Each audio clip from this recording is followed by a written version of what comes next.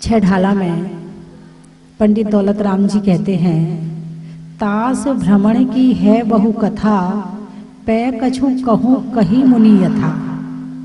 अब मैं कथा कह रहा हूं, क्या कह रहा हूं? कथा। किसकी? हमारी और आपकी। जैसे मैंने अभी आपसे पूछा पहले कहाँ थे, इसके पहले कहाँ थे, उसके पहले कहाँ थे, हल्के फुल्के उत्तर आए हैं, लेकिन पूरा एक व्यवस्थित उत्तर नहीं आया है। पंडित दौलत राम जी ने पहली ढाल में बहुत अच्छे तरीके से चारों गतियों का वर्णन किया है, बहुत बढ़िया तरीके से। तो तास भ्रमण की है बहु कथा, कहाँ थे अब तक? भ्रमण कर रहे थे। कहाँ भ्रमण कर रहे थे? उसकी कथा अब कहते हैं। पै कछु कहूं कही मुनि यथा, मैं नहीं कह रहा हूं। क्या कह रहे हैं? मैं नहीं कह रहा हूं, कही मुनि यथा। आप उनका बहुमान देखिए, इतना ज्ञान कर लिया, चारों अनियोगों के ग्रंथ पढ़ लिए, आध्यात्मिक हो गए, लिखने की शैली आ गई, लिखने के विचार आ गए, फिर भी कह रहे मैं नहीं कह रहा हूं। कौन कह रहा है? मुनि यथा, जैसा मुनियों ने कहा है वैसा मैं कह रहा हूं। अब मुनिराजों के पास जाओ, उनके ग्रंथ पढ़ो, तो वो कहते हैं जैसा गणधर ने कहा है वैसा मैं कह रहा हूं। अब गणधरों के पास जाओ, उनकी सुनो, तो वो कहते जैसा भगवान ने कहा है मैं वैसा कह रहा हूं। कहने वाले मुख्य कौन है? भगवान। क्रम से भगवान का जो ज्ञान था वो गणधरों के पास आया, गणधरों ने जो लिया वो मुनियों के पास आया, मुनियों ने जो लिया वो पंडित जी, जो हमारे पुराने आध्यात्मिक पंडित जी थे उनके पास आया, और अभी भी जो बहुत सारे पंडित जी आध्यात्मिक हैं उनके पास आया, और उन्होंने हमें दिया। तो आज हम और आप यहां बैठे हो, किसके कारण? भगवान के कारण। आज हम भगवान के दर्शन करते और इन्हें भगवान मानते हैं, किसके कारण? भगवान के कारण। भगवान ने ज्ञान दिया, गणधरों ने लिया, मुनियों को दिया, मुनियों ने लिखा, लिपिबद्ध किया और हमें दिया, तो हमें पता चला आत्मा क्या है, परमात्मा क्या है। संसार में ऐसे बहुत सारे लोग होंगे जिन्हें आत्मा और परमात्मा कुछ नहीं पता होगा। एक बार की बात है, मेरा चतुर्मास चल रहा था, तो बहुत सारे लोग बैठे हुए थे और समाज के मुख्य व्यक्ति बैठे थे। बात समझ गए होंगे आप? समाज के प्रमुख लोग बैठे हुए थे। तो मैंने चर्चा करते हुए उनसे पूछा, आप जीव हैं कि अजीव? तो उसमें से कुछ बोले हम जीव हैं, और कुछ चुप रहे, उन्हें पता ही नहीं था हम हैं क्या। तो बोले हम जीव हैं। तो मैंने जरा सा थोड़ा सा चेहरा पे जरा तेजी सी लाई, मैंने कहा आप जीव हो? तो बेचारे डर गए, बोले नहीं नहीं हम अजीब हैं। क्या बोले? हम अजीब हैं। तो जो चुप बैठे थे ना वो खुश हो गए, देखो हमारी पार्टी जीत गई, हम चुप थे ना। इनका उत्तर गलत हो गया। मैंने तो हिला के देखा था, इन्हें बिल्कुल पक्का पता है कि नहीं पता ये जीव हैं कि अजीब हैं। ये बात मैं जैनियों की कर रही हूं, और जगह तो इस बात का ज्ञान ही नहीं है कि जीव क्या है, अजीब क्या है, मोक्ष क्या है, तत्व क्या है, इस बात का ज्ञान ही नहीं है लोगों को।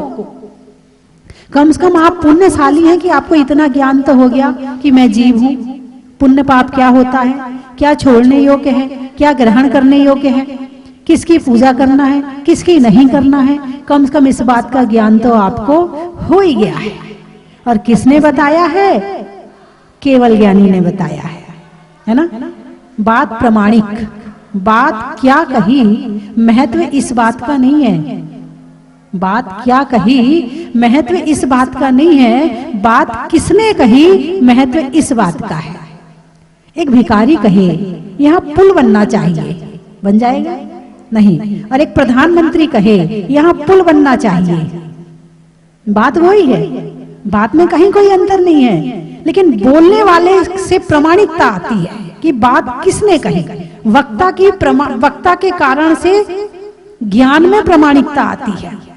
वही बात मैं कहूं और वही बात मुनिराज कहें, तो मैं नहीं कह रही, मुनिराज कह रहे, मुनिराज नहीं कह रहे, गणधर कह रहे, गणधर नहीं कह रहे, भगवान कह रहे। अब ये वाणी किसकी हो गई? भगवान की हो गई। तो भगवान ने किससे देखा, किससे जाना? उन्होंने अपने अनंत ज्ञान से जाना और अनंत दर्शन से देखा। तो उन्होंने, जैसे कि कोई व्यक्ति कहे भाई साहब मैं किताब में अखबार में ये बात पढ़ के आया हूं, दूसरा कहेगा नहीं नहीं ये बात ऐसी नहीं, ऐसी लिखी थी। अरे नहीं, मैं चश्मा लगा के पढ़ के आया हूं। कैसे पढ़ के आया हूं? हाँ, चश्मा लगाया था मैंने, गड़बड़ नहीं हो सकता मामला, चश्मा लगाया था। अब यहाँ प्रमाण कौन हो गया? चश्मा। अब वो कोई वैज्ञानिक कोई बात कहता है तो लोग बड़ी जल्दी मान जाते हैं, हाँ ये सही कह रहा होगा। भाई ये सही क्यों कह रहा होगा? इसके पास में ऐसी मशीनें हैं कि उन मशीनों से बारीक से बारीक चीज देख लेते हैं, इसलिए ये सही कह रहा होगा, है ना? प्रमाण किससे आया? वैज्ञानिक से। वैज्ञानिक से प्रमाण क्यों आया? मशीनों से, कि जो मैं नहीं जान पा रहा हूं वो मशीनों ने मुझे दिखा दिया है। अब कोई दूरबीन है, जो चीज आंखों से नहीं दिख पाती है वो चीज दूरबीन से देख लेते हैं, तो यंत्र हो गया। लेकिन भगवान महावीर ने तो अनंत ज्ञान से देखा है, अनंत ज्ञान से जाना है। किससे?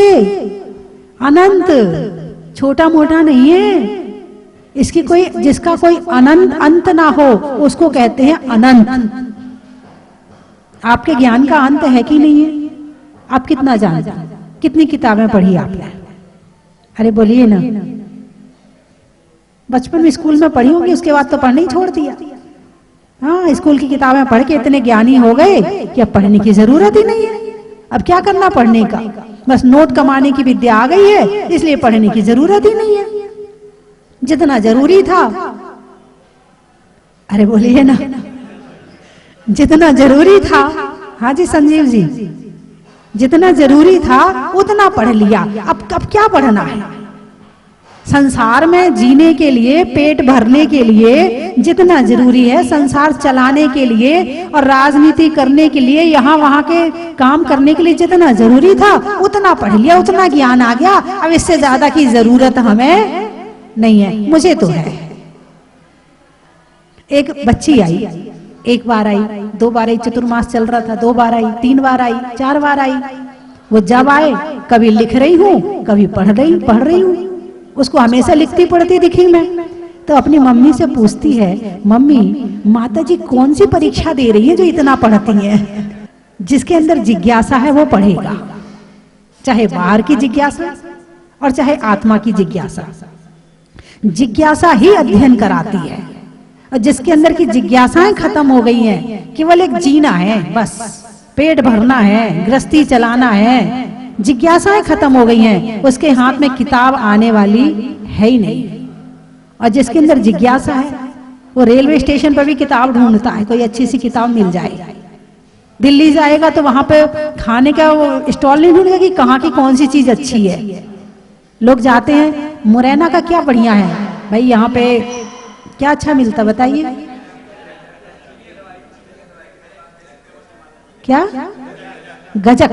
अच्छा, मुरैना की गजक, आगरा का पेठा, इंदौर का क्या बात है, खाने की चीज है। पूछ लो इनसे। अभी महाराष्ट्र का पूछूंगी तो भी बता दोगे, गुजरात का पूछूंगी तो भी बता दोगे, लेकिन किताबों के बारे में पूछूंगी, शास्त्र के बारे में पूछूंगी, वो नहीं पता है। इंद्रियों की विषय इच्छा पूर्ति में तो दिन रात लगे पड़े हैं, मगर आत्मा को क्या चाहिए इस बात का ज्ञान नहीं है। और वो मिलेगा शास्त्रों से। भगवान ने अपना अनंत ज्ञान कैसे प्राप्त किया? उन्होंने शुरुआत कहां से करी? उन्होंने कहां से अपने जीवन को आगे बढ़ाया? और भगवान महावीर का जीवन कहां से शुरू हुआ था? भगवान बनने की शुरुआत कहां से हुई थी? अरे बोलिए ना। उन्होंने कहां पे प्रवचन सुना था? उपदेश कहाँ सुना था? भगवान महावीर जब बनना था उसके 10 भाव पहले, शेर की पर्याय में, कहाँ? शेर की पर्याय में उन्होंने थोड़ा सा उपदेश सुना और उससे उनका ज्ञान जागृत हो गया, उनकी आत्मा जागृत हो गई और उनके मन में आ गया कि अब मुझे अपनी आत्मा का कल्याण करना है। सुनाने वाले कितने थे? 2 मुनिराज। सुनने वाले कितने थे? 1। वक्ता कितने हैं? 2। श्रोता कितने हैं? 1। काम हो गया। यहां श्रोता कितने बैठे हैं? कल्याण होगा कि नहीं होगा? जागृति आएगी कि नहीं आएगी? लेकिन जब तक इंसान दुख नहीं देखता है तब तक सुख की अनुभूति भी नहीं होती है। बिना दुख के सुख का मजा नहीं आता है। जिसने अंधकार नहीं देखा है उसे उजाले में आनंद नहीं आएगा। रात को लाइट, दिन में सूरज, पता ही नहीं हो अंधेरा क्या होता है। सुख का जो सवेरा है जब होता है, जब रात जाती है और सुबह उजाला आता है, जो रात भर अंधेरे में रहा है उसे पता चलता है कि उजाला क्या होता है।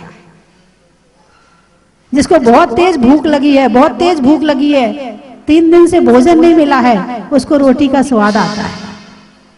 और जिसका भूख लगी नहीं, उसके पहले रोटी मिल गई, उसके पहले रसगुल्ला मिल गया, उसके पहले कचौड़ी मिल गई, अब कहां से स्वाद आएगा?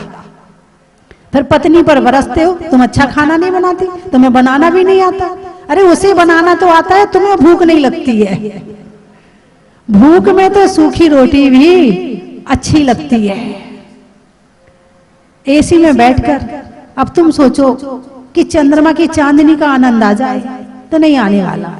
जो दिन भर धूप में तपा है उसे पता चलता है कि चंद्रमा की चांदनी में कितनी ठंडक है।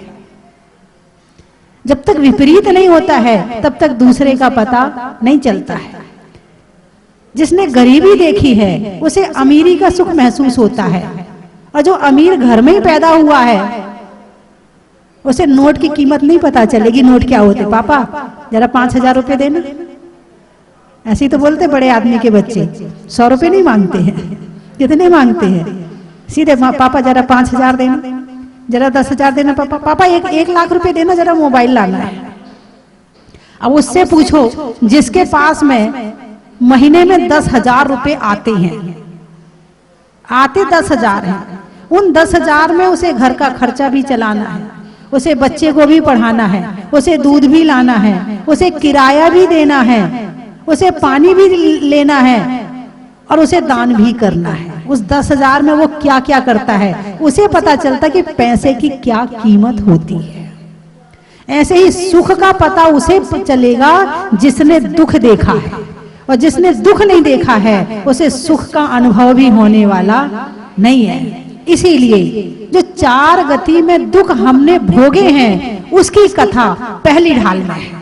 यदि पहली ढाल आपने पढ़ ली, अच्छी तरह से पढ़ ली, आत्मा से पढ़ ली, तो आपको आगे पढ़ने की इच्छा जागृत हो जाएगी। और जिसने पहली ढाल नहीं पढ़ी है उसे आगे का पता नहीं चलेगा।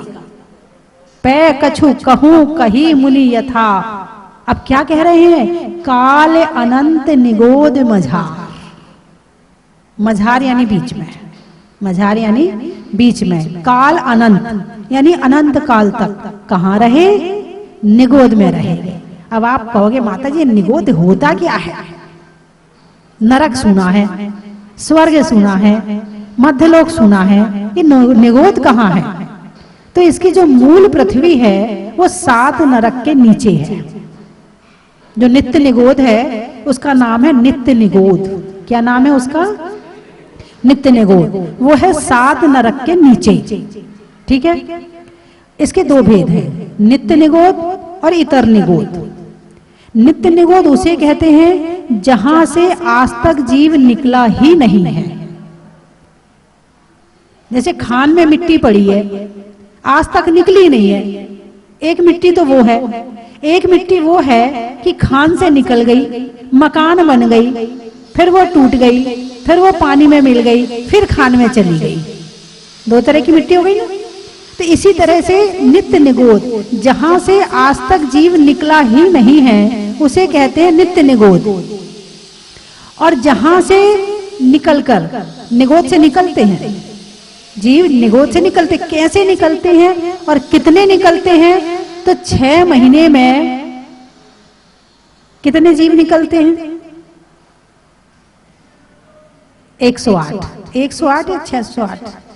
608 जीव निकलते हैं 6 महीने में। 6 महीने में कम से कम 608 जीव मोक्ष जाते हैं और 608 जीव निगोद से निकलते हैं। अब निगोद में अनंत जीव हैं, इधर तो गिनती कर लेंगे कितने हैं, है ना। जब चींटियां होती हैं और ढेर की ढेर चींटियां हो जाएं, गिनती होती है उनकी? नहीं हो पाती। ये तो बहुत स्थूल है। निगोद पर्याय तो बहुत सूक्ष्म है और उसमें भी अनंत निगोदिया जीव निगोद में रहते हैं। तो जैसे ये बताया है, जैसे चना फोड़ने वाला, चना फूटते देखा कभी आपने? चना मक्का फूटते देखा है ना। तो रेत में फूटता है, कुछ से नीचे दब जाते हैं, कुछ साइड में रहते हैं, उसके बाद वो ढांक देता है। उस ढांकने के बाद भी 2-4 दाने निकल आते हैं, बस ऐसे। और ऐसे ही अनंतों में से कुछ जीव निगोद से बाहर निकलते हैं। कल मैंने बताया था कि कितने समय के लिए निकलते हैं निगोद से बाहर। 2000 सागर के लिए निकलते हैं। कितने के लिए?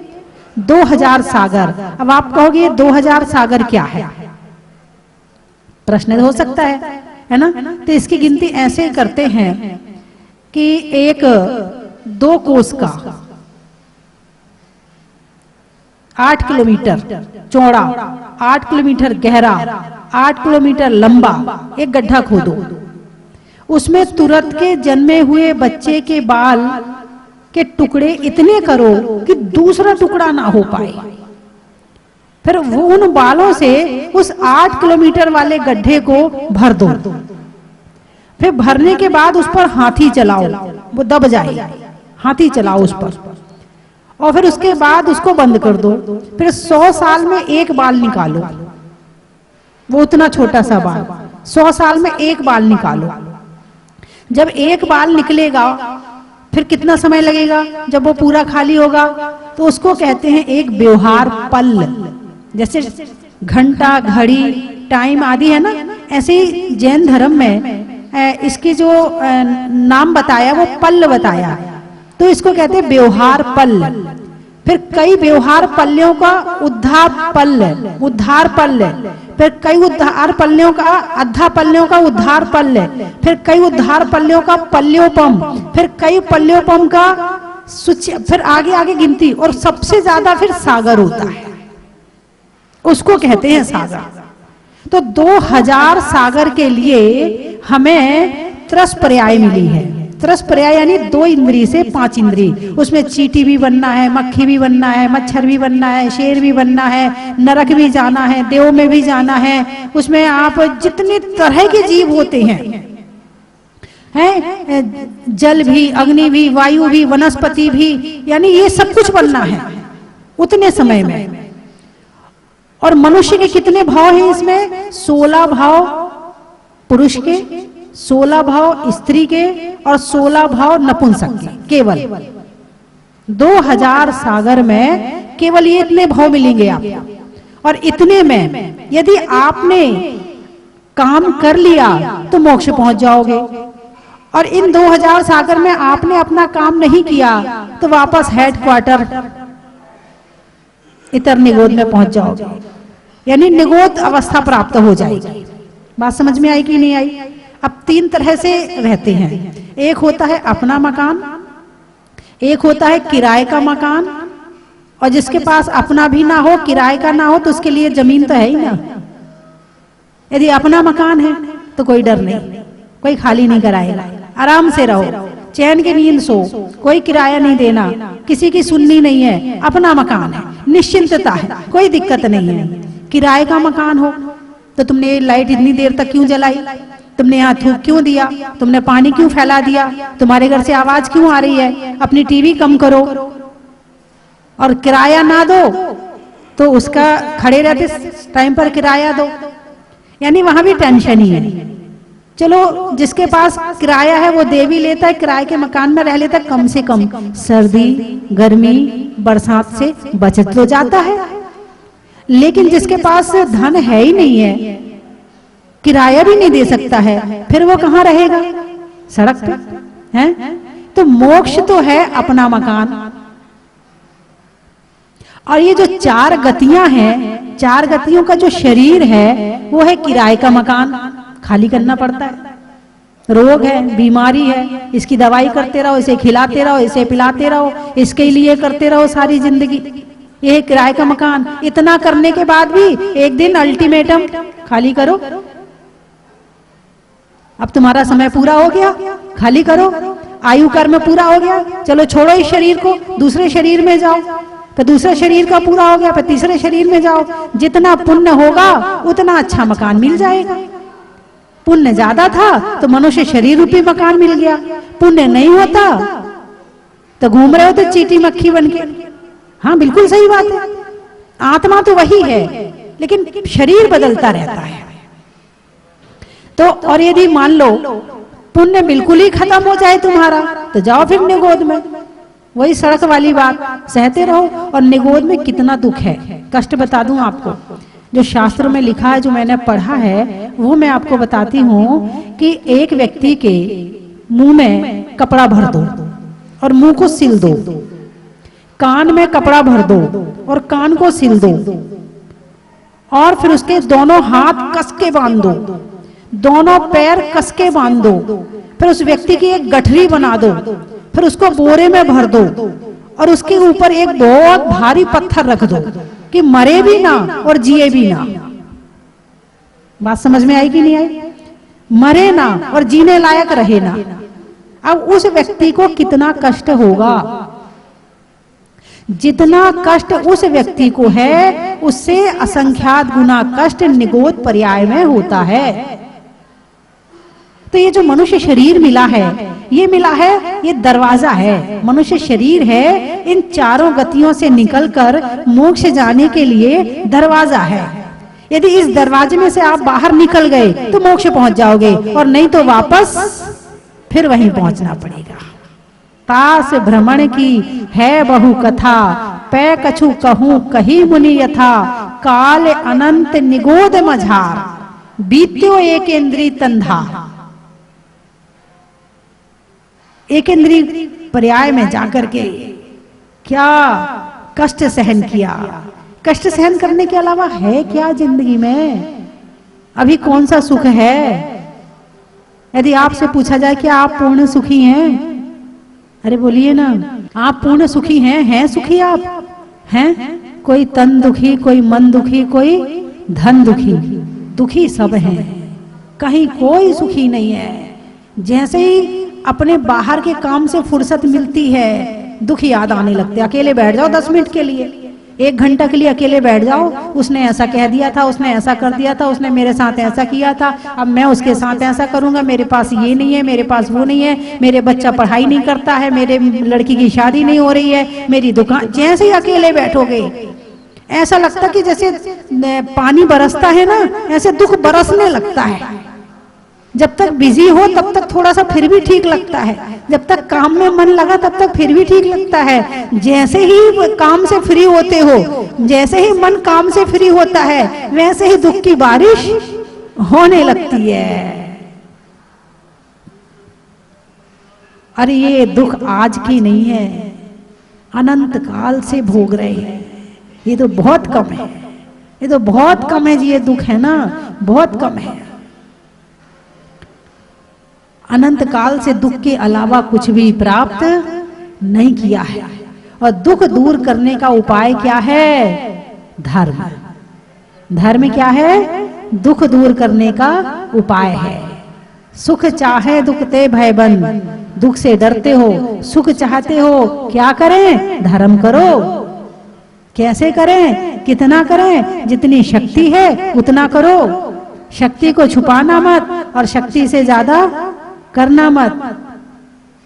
धर्म कैसे करें? अब वो तो आप रोज ही सुनते रहते, इतने प्रवचन सुनते हो। धर्म कैसे करें? छठ आवश्यक का पालन करो, देव पूजा, गुरु उपासना, स्वाध्याय, संयम, तप और दान, है ना। तीन सब के माध्यम से धर्म की शुरुआत होती है। और ये भी मतलब दो तरह का धर्म हो गया, व्यवहार धर्म और निश्चय धर्म। जो बाहर का धर्म है वो पुण्य का कारण है, जो निश्चय का धर्म है वो वास्तविक निर्जरा का कारण है। अब इसकी गहराई में आपको ले जाऊंगी तो आप तो अभी कहोगे नहीं माता जी अभी तो ठहरो, अभी तो हम घर में ही ठीक है। अभी तो जो सागर है ना, सागर, सागर के ऊपर ऊपर क्या मिलता है? कचरा है। जो लोग लाश बहा जाते हैं, जो लोग गंदगी बहा जाते हैं, समुद्र के ऊपर में वो मिलता है। और समुद्र की गहराई में क्या मिलता है? हीरा मोती मिलते हैं। ठीक ऐसे ही आत्मा की गहराई में जाते हैं तो सुख के हीरा मोती मिलते हैं। और जितने इस ऊपर ऊपर की जिंदगी जियोगे इसमें तो कचरा के अलावा कुछ नहीं मिलने वाला। जीर्ण तृण सम त्यागी, चक्रवर्ती ने, भरत चक्रवर्ती ने सब कुछ छोड़ा। कैसे छोड़ा? जीर्ण तृण, तृण, तृण यानी क्या? जैसे सीख होती ना छोटी सी, उसका छोटा सा जो टुकड़ा होता है उसको तृण बोलते हैं। और यहाँ पड़ा हो और आपके हाथ में आ जाए तो आप यूं फेंक देते हो। कभी उसकी दोबारा याद आई है? नहीं आई है। जैसे तुमने अपने घर का कचरा फेंका है। चक्रवर्ती अपनी 6 खंड की संपत्ति ऐसे त्याग करता है, उसे दोबारा याद नहीं आती। आत्मा के ध्यान में इतना चला जाता है कि उसे संसार की बाहरी वस्तुओं का पूरा मोह खत्म हो जाता है।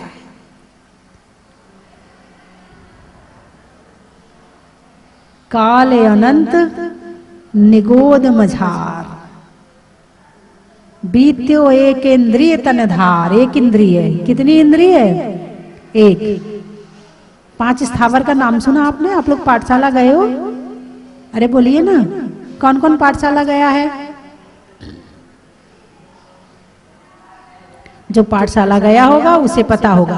पाठशाला आप अब नहीं जा रहे तो अपने आपके घर में जो भी छोटे बच्चे हैं उन्हें पाठशाला जरूर भेजें, ताकि कम से कम इतना ज्ञान तो हो कि एक इंद्री क्या होता है, 2 इंद्री क्या होता है। और नहीं तो ऐसे ही आए, खाए पिए और चले गए, कुछ भी ज्ञान प्राप्त नहीं किया, तो फिर मतलब क्या रहा जीने का? केवल खाने के लिए आए थे, है ना? खाने के लिए थोड़ी आए। कुछ अपनी अपनी कथा भी तो कर लें। दुनिया की कथा तो बहुत करी है, इसकी बातें, उसकी बुराई, उसकी निंदा, उसकी चुगली, सबकी कहानियां पढ़ी हैं। नहीं पढ़ी तो केवल अपनी कहानी नहीं पढ़ी। और इस 6 ढाला में अपनी कहानी लिखी है। और अपन खुद को नहीं जाना, सारी दुनिया को जाना तो क्या जाना? खुद को जान लिया और सारी दुनिया को नहीं जाना तो तुमने सब कुछ जान लिया।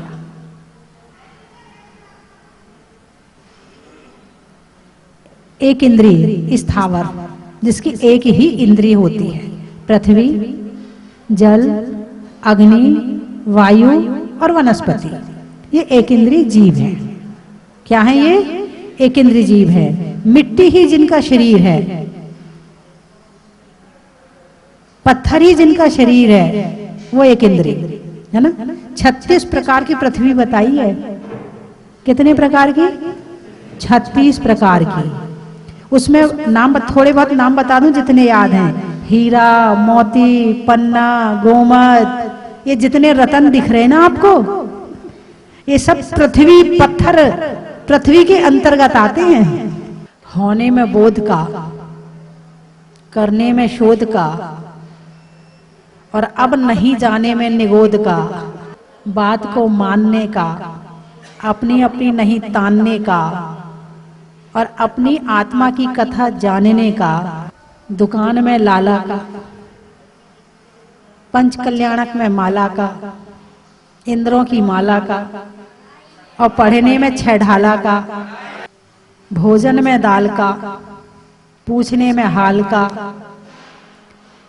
और 6 ढाला की पहली ढाल का, शरीर में कान का, रहने में मकान का और देने में भगवान के ज्ञान का। और आप शब्द बोलिए, मैं महत्व बता दूंगी। स्याद्वात किलप का, अच्छा, मनुष्य के भाव का, प्रकृतियों में आतप का और अभिषेक करने में स्याद्वात किलप का, सुनने में ईयर का, छोड़ने में बियर का और आने वालों में ग्वालियर का, आत्मा में एक का, मनुष्य में नेक का और करने में स्याद्वात क्लब के द्वारा अभिषेक का, लगाने में नारा का, आकाश में तारा का और करने में शांति धारा का, सुधरने में भाव का, नदी में नाव का और स्याद्वात किलम में युवाओं का, पानी की धार का, शास्त्रों में समय सार का और आने वालों में मुरार का। तीनों से आए हैं, ठीक है। लश्कर का भी बता देते हैं। वृक्षों में आकर का, राजाओं में चाकर का और आने वालों में लश्कर का, रिश्तों में नाना का, पुर्जों में पाना का और आने वालों में मुरैना का। माताजी आगरा, सतियों में अनंग सरा का, रहने के लिए धरा का और आने वालों में आगरा का।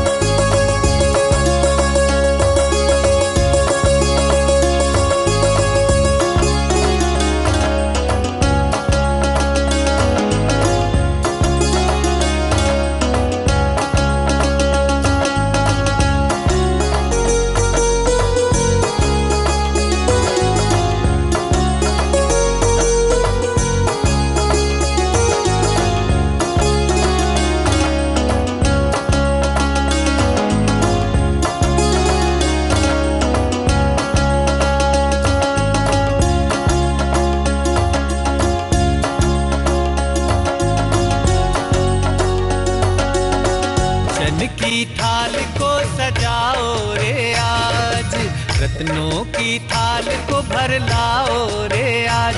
आओ आओ करे रे गुणगान आरती भगवन की, आओ आओ करे गुणगान आरती भगवन की। आओ आओ करे रे गुणगान आरती भगवन की।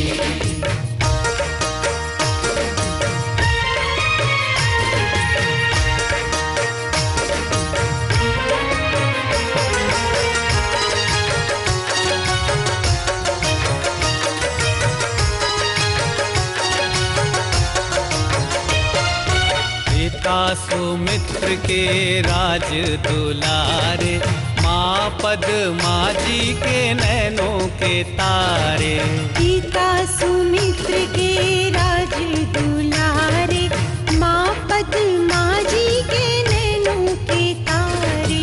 राजगृही में जन्म लियो आप, राजगृही में जन्म लियो आप। आओ आओ मनाए खुशी आज आरती भगवन की।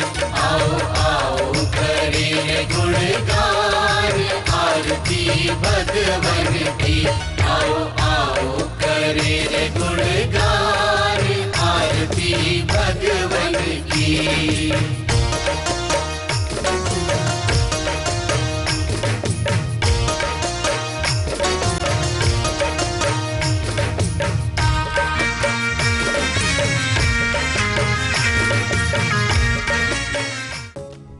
परम विदुषी लेखिका गणिनी आरिका रत्न श्री 105 स्वस्ति भूषण माता जी, जिन्होंने मात्र 20 वर्ष में 100 से भी अधिक किताबें लिखकर जैन समाज को अनूठा योगदान दिया है।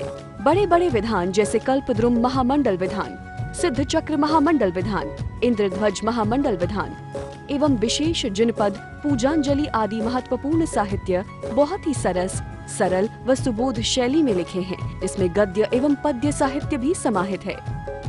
इन महान साहित्यों को पढ़कर आप भी अपने ज्ञान का विकास कर सकते हैं। साहित्य प्राप्त करने हेतु आज ही संपर्क करें। संपर्क सूत्र 7906062500 9868345768।